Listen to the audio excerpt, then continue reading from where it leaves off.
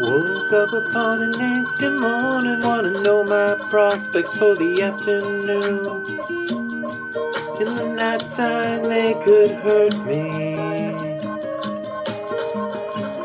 Don't know quite what to feel or what is real, or what I should be thinking right now. Are we all getting hazy? Yeah. Oh yeah.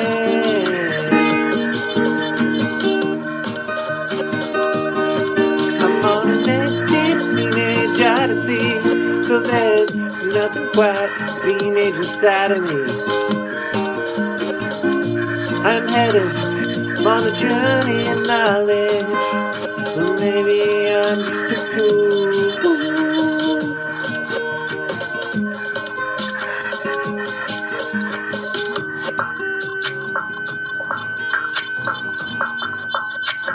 So right now we're listening to a track called Drainage. It's by today's guest. His name is Finn Hackett, and it's from an album that's available on a SoundCloud called Pixelated Beach. So Finn is someone who makes digital music. He's not someone who plays instruments live, and in fact, when I've seen him at open mics, and what we're going to see today is what he likes to do is show you his sound editing software, and you get to see all the colors popping up. And really the experience of listening to his music is looking at what the title of the song is, then I guess trying to enter that world and see what you get out of the images. So it's not usually the kind of music I listen to, but I want to talk to someone who does something different. So I want to hear Finn's story, want to hear how he got into music. And I also like the idea of doing this opening. I was inspired by the Paul Simon album Surprise, in which it's typical Paul Simon songs, but sang over backgrounds created by Brian Eno.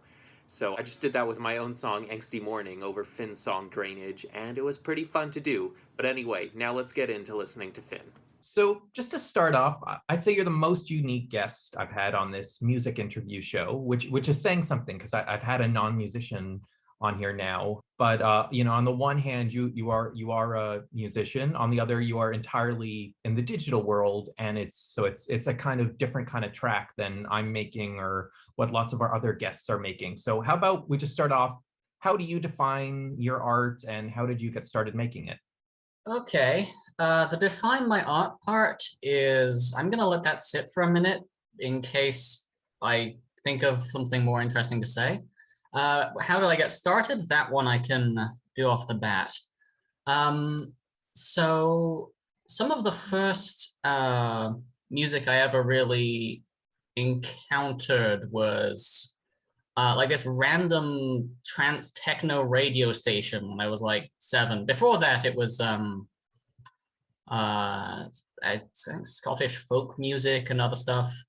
Yeah, whatever my parents would play. I suppose some context there is I grew up in a household where one of my parents is a relatively established experimental musician, in the sense that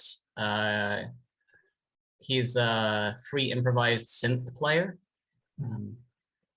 So as a result, actually most of the live shows I've ever been to are like hyper experimental kind of free-form things of various kinds.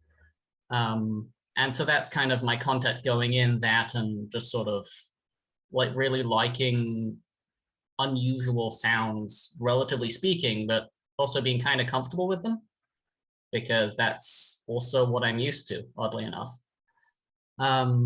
So I guess just I came from this background of some of the first music I ever actually owned was basically like techno type sort of dance beats. Not like I like went to shows or anything. I just kind of had the CDs. So then I was, with a little bit of encouragement from various people, like I think I got this weird thing called Dance EJ Ibiza as a birthday present at one point. It was just this little piece of bargain bin software that probably no one remembers, which allowed you to arrange like pre-made loops in various things. So I started off just sort of messing around with that for a while, forgot about it. And then various things happened. I grew up in France for a lot of my earlier childhood, like pre-age 12. And there you have this semi-mandatory sort of extracurriculars. Like it's not so much, oh yeah, if you really care, or if your mom thinks you should go practice Aikido, you do that. No, it's like they literally have a piece of the week just cut out for that thing. You go do a thing, pick something. And because my family is pretty into art stuff, I got sort of shoehorned into various things. I did sculpture, visual art, spent a while in a percussion ensemble thing.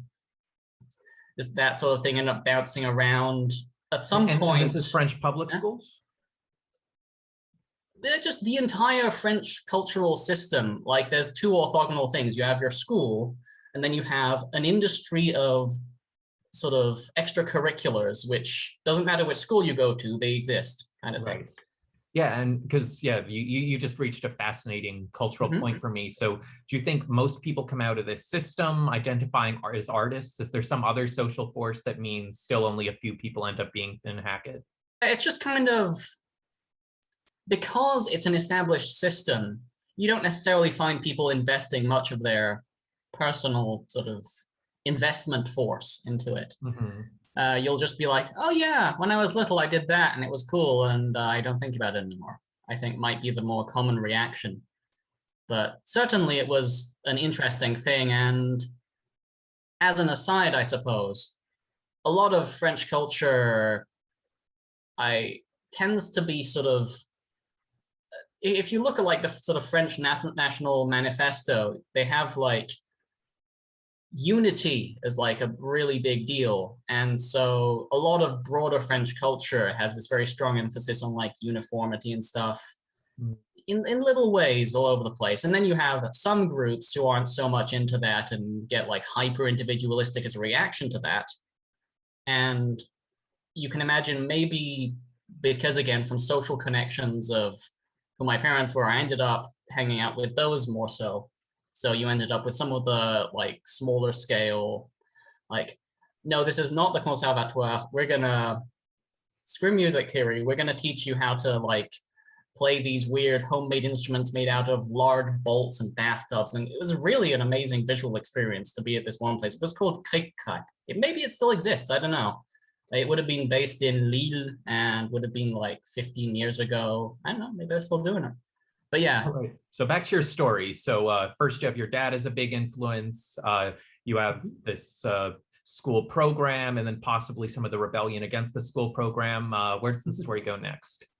Yeah. Well, I mean, it meanders a bit. A lot of this is interleaved with around 10, I decided I wanted to make video games and got really into sort of being very bad at making software for quite a while. Note, this is still my career somehow. Ended up jumping a lot of stuff there. But this is all kind of happening on the side as things progress. And so, yeah, one of the extracurriculars, which was the reason I talked about that at all, actually, was something about music engineering, which I showed up at and sort of did some things with. Then again, I forgot about it for a bit. And fast forward to me being in middle school, I'm like 14, 15. I'm in England now, moved back around when I was 12.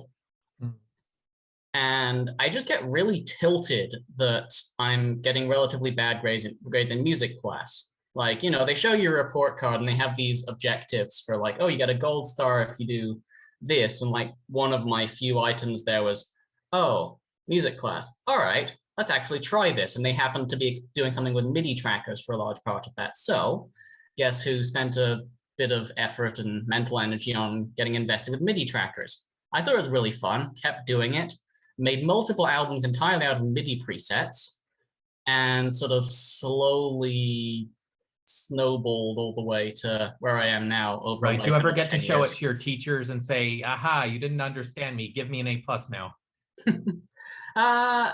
Well, I mean, the anticlimactic part of that is no, I actually made some relatively early and basic stuff, but because I was comparatively trying relative to the established culture of not trying, uh, I got an A plus anyway, more or less. So that's not an issue. Awesome. Yeah, no, it's interesting because my experience with music class in school, which would have only been mandatory up to grade 8, is that it was almost sort of a participation grade. If you were respectful, I think you got a B or something, and maybe if you showed a teacher a real passion, you got an A. But it didn't feel like it was graded in the same way that other subjects were. You didn't have to worry about doing well in music. But it sounds like you had a very different educational experience. Maybe. I don't know. It might have been more like you get a C for being respectful, and then you get like B through A for more or less coherent compositions. So I want to get into the specifics of your songs. One title that really caught my attention was Nodding Donkey Drips Silver Liquids. And I thought it was a great title because it actually told me how to listen to the song. I was literally imagining the title, and it brings your sounds to life. Are there any other of your titles that you particularly like? Any scenes you imagine that come out of any of your songs? There's several of them, I suppose. Like it depends, I suppose, where exactly the title came from. But especially a lot of the sceneries from the album I Saw Skulls, that one has quite a few of those items. For example, Ancient Microwave Ossuary. It's not a lot of these are very coherent views, but just imagine Jurassic Park, hundreds of years later, only all the dinosaurs were microwaves, and you have all these rusting microwave corpses just in these piles all over the place, just creaking and groaning. Right. Yeah, no, I love that. Because I think one of the challenges with making instrumental music is that sounds, our associations with them, they're culturally created. So the idea that minor keys are sad, major keys are happy, that's not universally true, even though it seems like it now. So when you're making one of these songs, you're not singing, there's not poetry over it in any way. How do you make sure there is a meaning throughout? And I don't know, how is that meaning imagined for you over the course of a 5 to 7 minute song? I suppose the simple but not very enlightening answer is I almost don't. A lot of my tracks are from more of a meditative standpoint. I suppose the thing that I skipped over is that as I sort of got into my later teens and stuff, I sort of started realizing I was having a lot of trouble expressing myself in a way I felt at all satisfying. And as a result, I sort of turned in onto this whole music thing as like a little therapy project, really. So I would just sort of make stuff for my voice to be there, even if it was completely incomprehensible. Because, hey, there versus not there, comprehensibility, secondary.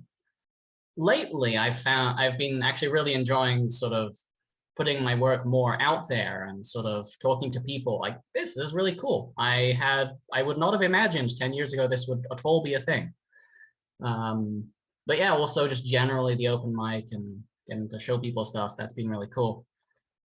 But I guess the point of the music is it starts with just sort of this dialogue between myself and the sounds. A lot of the melody even comes from a place of absolute ignorance. Like I have almost not at all studied any kind of formal harmony. And a lot of my stuff as a result, I suppose the interesting overlap is that the first person I would show it to would be maybe my parents, who would routinely be listening to like completely discordant experimental stuff. So in the end, they knew to say, oh yeah, that sounds a bit like Frank Zappa, because I guess if you actually listen to him, which I did later, it kind of did at that point for some of my MIDI stuff. So it's just sort of like no preconceptions, just do a thing, see how it makes you feel, iterate and arrange until something happens, and eventually it might feel a little bit done. Not like it was what I started out thinking. It's not like it necessarily respects the title or the image, but it is an n ways distorted reflection thereof. And I think that's maybe what's happening there. Right. And for your parents, is this electronic music completely a world of its own, or are they connected with the more mainstream music scene? I don't know Frank Zappa very well, but someone who I think about when I listen to your music is Stevie Wonder. When he started taking control of his own music, this was, still relatively early days. Each synth sound was its own piece of technology, but it was about bringing in more and more electronic elements that simulated the human voice. For instance, do you see a bridge between your music and more mainstream stuff? Yes. I can't comment necessarily on Stevie Wonder, not knowing about the name, and that's it. But in terms of bridges, yes, the bridge is the 90s rave scene. Not that I attended, I was far too young, nor would I probably have been interested in attending if I was old enough. I'm not very good with big groups and parties and stuff. But like if you go back through like the catalog of 90s dance music and like techno and stuff, that's me. That's actually stuff that I brought to this. That's not something my parents were particularly into, nor are they into.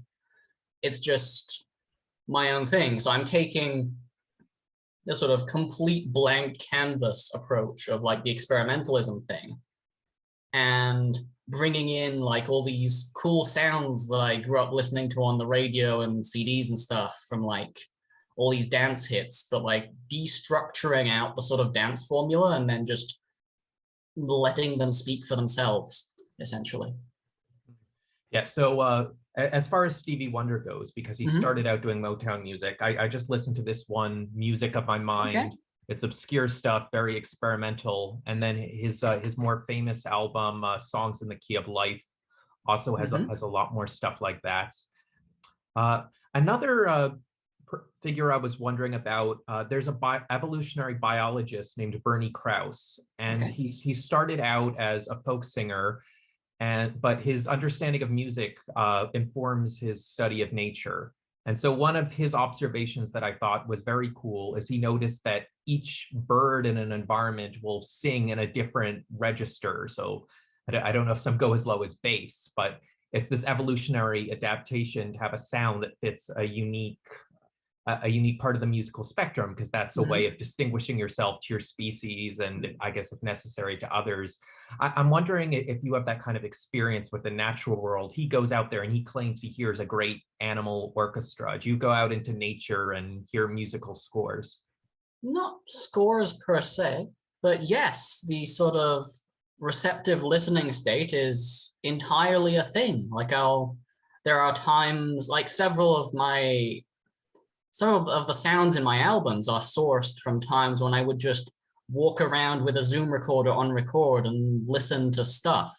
Not that all the recordings were very usable because I'm not good at using one, but the ones that were salvageable recorded what I was listening to. And yeah, the whole thing itself is an experience I remember of just sort of the little tones, the different sort of like ways the sounds overlap, and kind of my rough model of the frequency spectrum, the way you might think of it as a sound engineer, I suppose.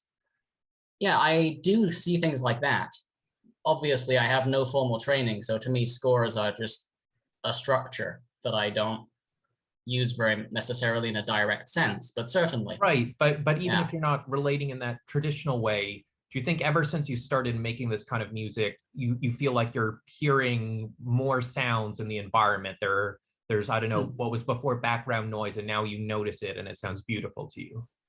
100% yes. Half of the composition ideas I have come from ideas about background noise. Like even when I'm actively composing, part of my thought process is what background should my pieces have? Like there was a point where I went from sort of cut and dry, here are the sounds, here is like the MIDI setup and whatever, to what if I intentionally introduced certain patterns of noise, hiss, certain like ambient sounds, and I found it did a lot, both for my appreciation of sound, because then I started listening for that everywhere, as you said, and also for engagement in the music I was making, because I felt like, yeah, maybe if you're bored of like necessarily an obvious drum track, you can listen and wait, is that some weird manipulated static hiss thing or some like faint chattering from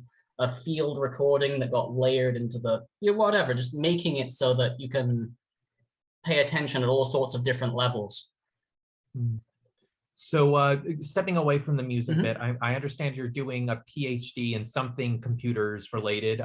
Can you tell us a bit about what that is, what it means to do a thesis in that field, and whether there gets to be much overlap between your music work and your research?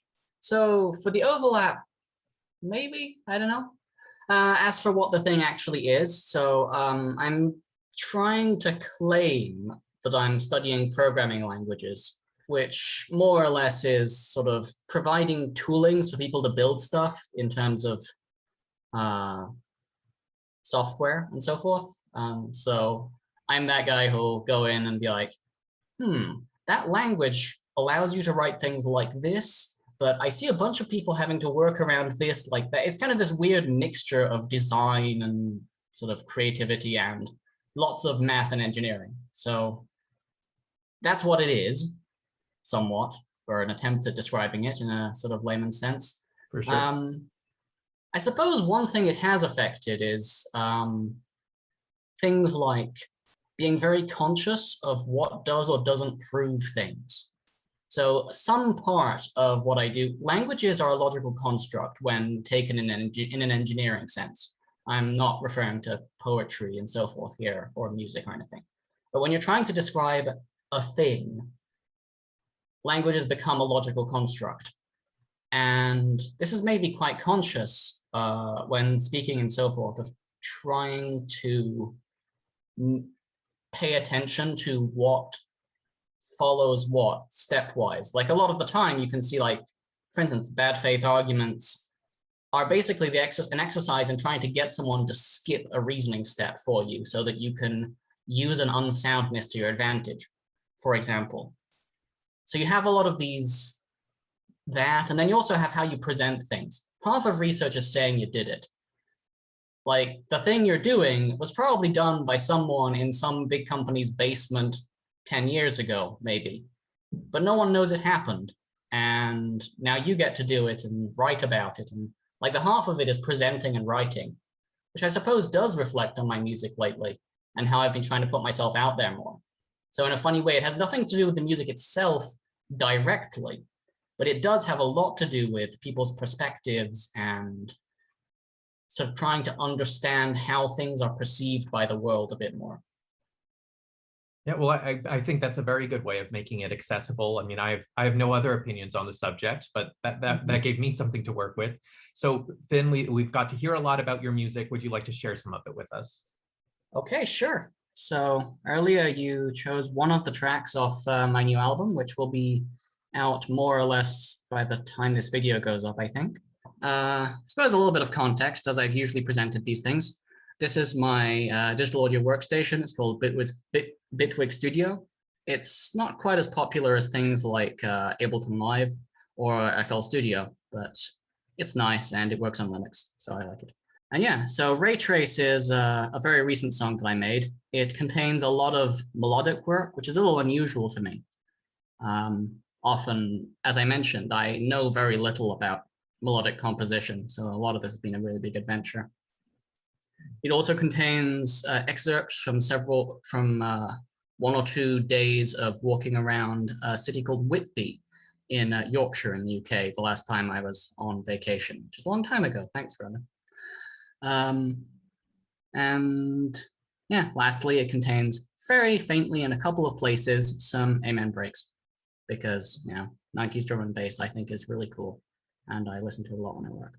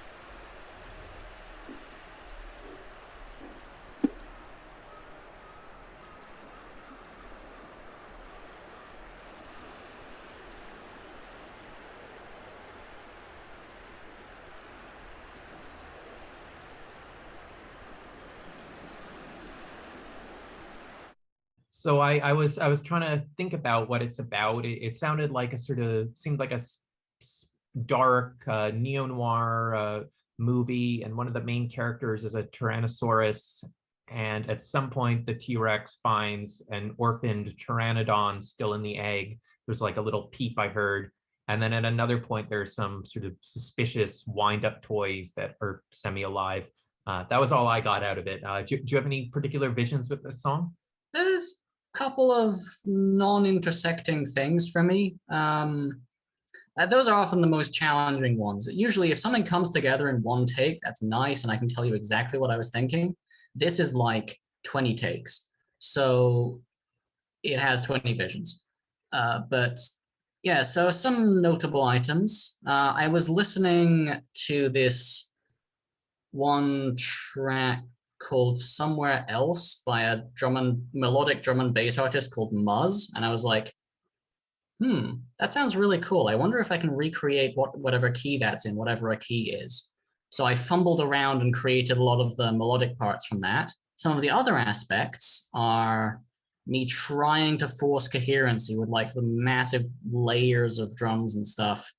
Those are all just sort of pretty garbled. They're not even all from the same track. I pulled some from a different track on the album and sort of manipulated it until it worked and stuff. The other main vision I can remember is I was just thinking about at the end, those field recordings. Those carry quite a strong memory, actually. So it was after dark, one of the later evenings of our stay at Whitby, and we decided to go out onto the beach at night when the tide was out. And it was like my mother complaining that it was water's, well, not complaining, but exclaiming that the water was super cold. And just sort of listening to the waves and stuff and just walking around. And then my Zoom recorder ran out of batteries, and that was the take. Okay, well, I'll have to re-listen to it with when it comes out with those images in mind. But honestly, Finn, this was great. I'm gonna have to keep listening to this music and keep imagining, because it sounds like we both can come up with some wonderful images listening to these songs. Thank you so much for joining me today. Yeah, no worries. I suppose just one quick parting note. Well, two, I suppose. One, yeah, and just to be clear, all interpretations are valid. Just because I was thinking one thing means just that. Thank you. I'm going to say that to all the people who are putting me in comments on my Pink Floyd video right now. But second point.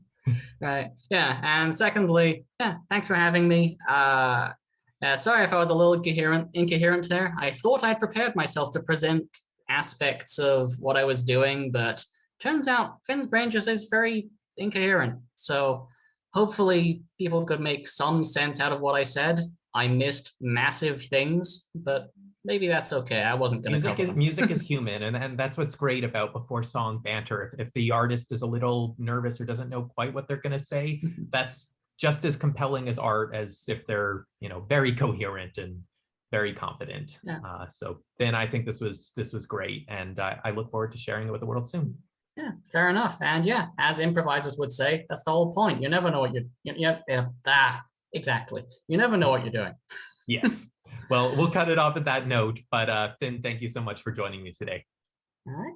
Thanks. So that was my interview with Finn Hackett. I hope you appreciated getting to know him. Check out his various albums, which are on SoundCloud, and see what kind of images you can imagine, because it sounds like he's open-minded to them being whatever you need them to be, but he gives you a great start. I had a wonderful time meeting him today. I hope you did too, and I look forward to meeting many other interesting, stylistically diverse musicians going forward. I'm Zach Morgenstern for Ludwig von B. See you next time.